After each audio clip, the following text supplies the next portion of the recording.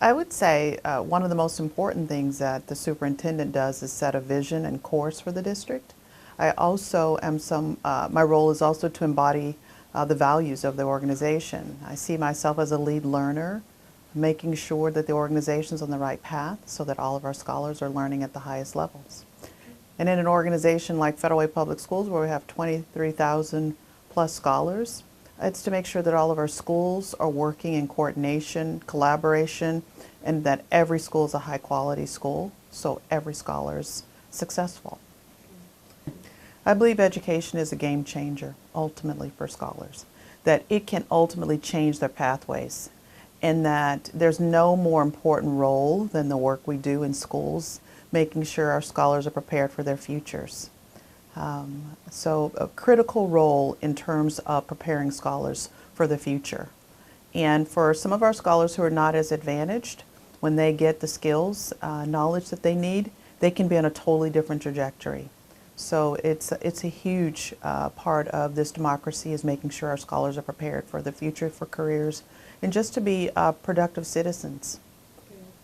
Walking in classrooms and seeing scholars learning and talking to them and hearing their hopes and dreams and seeing teachers who invested so much in our scholars and seeing the success they feel when scholars are successful and seeing the struggles and trying to problem solve how we can support scholars. Talking to families and when they talk about how they've had positive experiences in schools and knowing that we're working to create that experience for all of our families.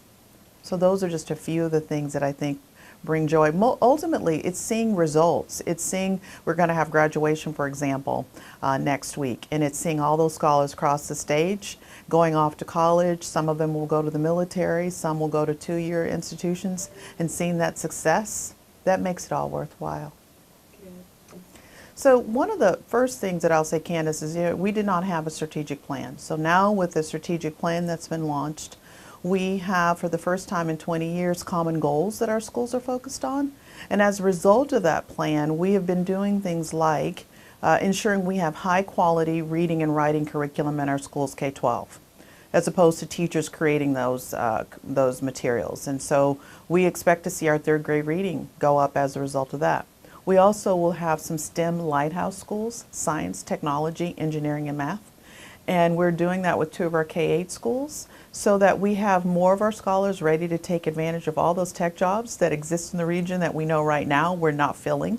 So that's going to be, I think, a big draw for the community, along with TAF at Sahali, which will also be a STEM site. And at that site, we will, again, be increasing the number of scholars who have access to project-based learning. So those are some examples of just a few of the things that we're doing, including things like chess with the superintendent. We're doing a strong attendance campaign because we know that attendance is something that we need to improve upon. So we've had a district-wide focus on that, as well as our Whole Child initiative, where we're looking at social-emotional learning and making sure the whole child is successful, because we know if we don't attend to those measures, then they won't thrive academically. Those are just a few of the things that are highlights.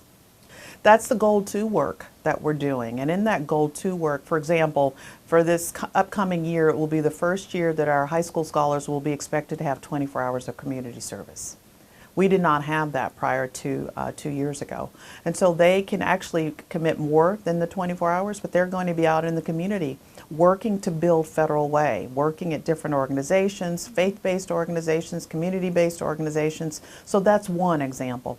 The other thing that I think that we're doing, and we're probably one of the districts that could be considered a lighthouse, is our work around restorative practices.